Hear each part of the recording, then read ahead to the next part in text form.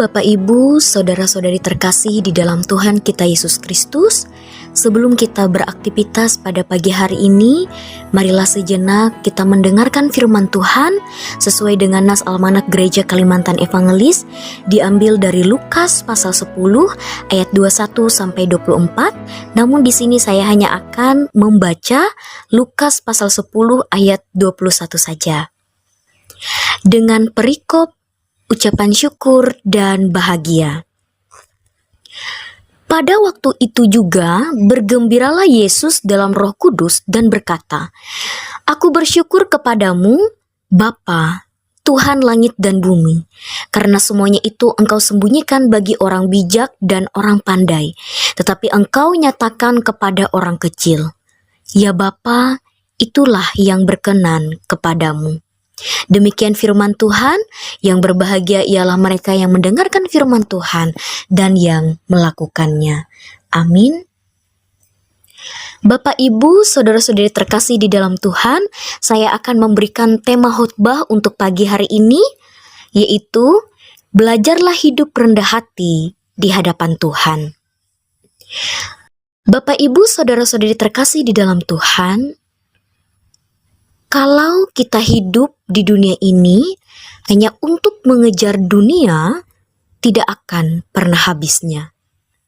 Banyak orang yang lebih pintar, banyak orang yang pangkatnya lebih tinggi, dan banyak yang lebih lagi daripada kita. Namun firman Tuhan hari ini mengajarkan sesuatu yang berbeda.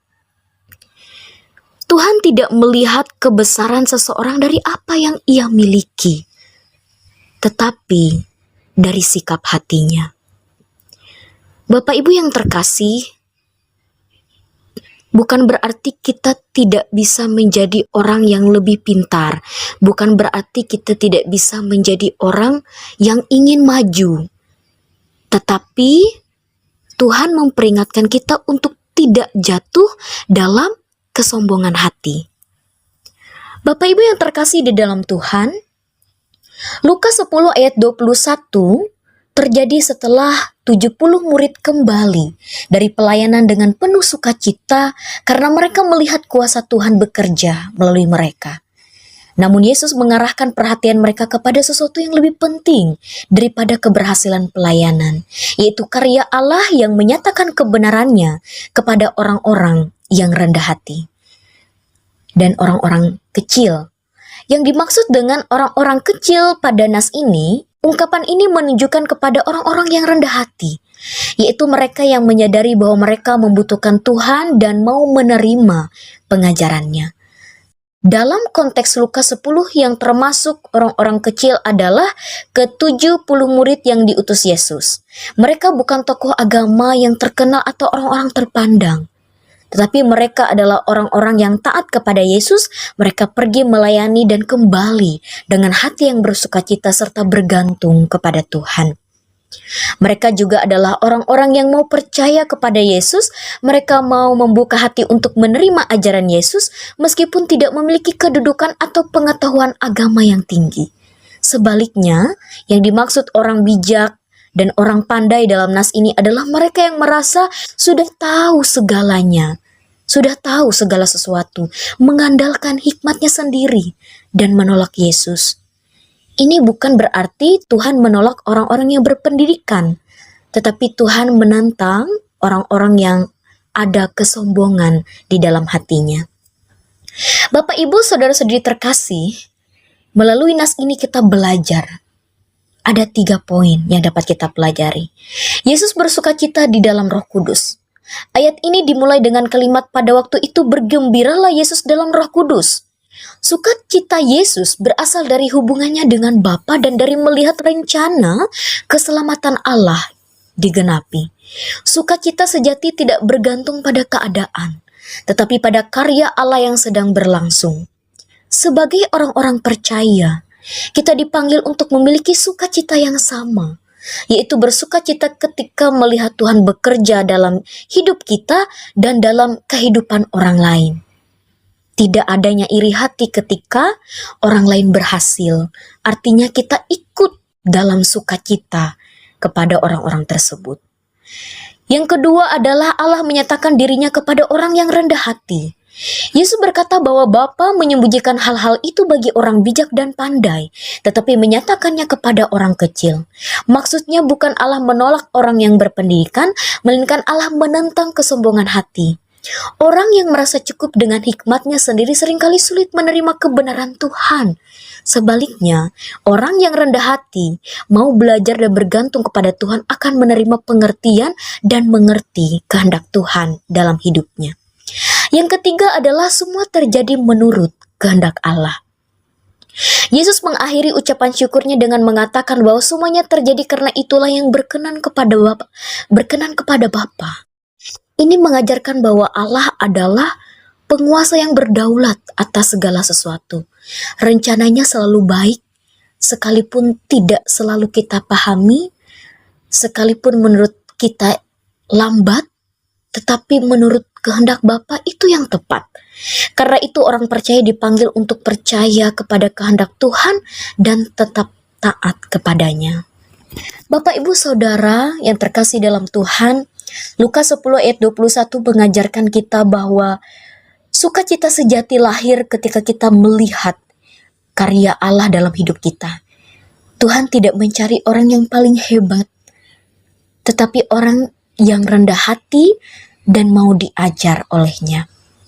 Marilah kita meninggalkan kesombongan kita hidup dalam kerendahan hati, kita terus bersyukur kepada Tuhan atas apa yang sudah Tuhan lakukan dalam hidup kita, pemberian Tuhan dalam hidup kita, berkat, dan apapun itu, kita harus mengucap syukur.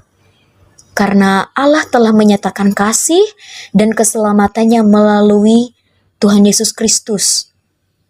Dan kiranya kita menjadi orang-orang yang hidup menurut kehendak Tuhan dan selalu mencari kehendaknya dalam hidup kita.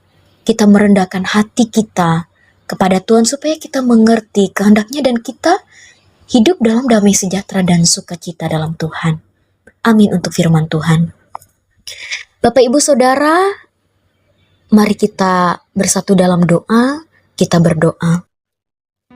Bapa kami yang penuh kasih di dalam surga, kami datang menyembah dan memuliakan nama-Mu. Engkaulah Allah yang Maha Kuasa, penuh kasih setia, dan layak menerima segala hormat, pujian, dan kemuliaan. Terima kasih atas firman-Mu yang telah kami dengarkan pada pagi hari ini. Biarlah Roh Kudus menolong kami agar tidak hanya menjadi pendengar firman, tetapi juga pelaku firman dalam kehidupan kami masing-masing. Ya Tuhan, kami berdoa untuk seluruh jemaat-Mu dimanapun berada, secara khusus jemaat-jemaat di Resort GKI Buntok. Kiranya Engkau memberkati setiap usaha, pekerjaan, dan aktivitas jemaat-Mu. Bukalah pintu-pintu berkat, berikan hikmat, kesehatan, kekuatan, serta penyertaan-Mu, sehingga setiap pekerjaan yang dilakukan dapat menjadi berkat bagi keluarga, gereja, dan sesama. Kami juga berdoa bagi jemaat yang merayakan ulang tahun pernikahan maupun pertambahan usia. Kami mengucap syukur atas penyertaan-Mu hingga hari ini. Kiranya Engkau senantiasa memberkati rumah tangga jemaat Tuhan dengan kasih, kesetiaan, damai sejahtera, dan sukacita. Bagi jemaat Tuhan yang bertambah usia, Tuhan Engkau berikanlah kesehatan, umur panjang, hikmat, serta kehidupan yang semakin setia mengasihi dan melayani Tuhan. Bapa yang penuh belas kasihan, kami menyerahkan juga jemaat Tuhan yang sedang sakit, baik di rumah maupun yang dirawat di rumah sakit. Jamahlah mereka dengan tangan kasih-Mu, angkat segala kelemahan dan penyakit mereka. Berikan kekuatan, penghiburan, dan kesembuhan sesuai dengan kehendak-Mu Bapa. Kuatkan pula keluarga yang mendampingi dan mereka agar tetap memiliki pengharapan kepada Tuhan. Kami juga berdoa bagi seluruh pelayan Tuhan dimanapun berada, secara khusus para hamba-Mu yang melayani di Resort GKI Buntok, para pendeta, pikaris, pendeta, diakon, guru agama, guru sekolah minggu, dan setiap orang yang memberi diri untuk melayani Tuhan. Seluruh jemaat yang mereka layani juga, berikanlah kesehatan, hikmat, kekuatan, kerendahan hati, dan kesetiaan dalam menjalankan panggilan pelayanan. Pakailah para pelayan Tuhan menjadi alat kemuliaan-Mu, sehingga melalui pelayanan banyak jiwa dikuatkan, dihiburkan, dan semakin bertumbuh dalam iman kepada Yesus Kristus. Bapa di sorga, Bapa kami dalam Yesus Kristus, demikianlah doa kami pada pagi hari ini.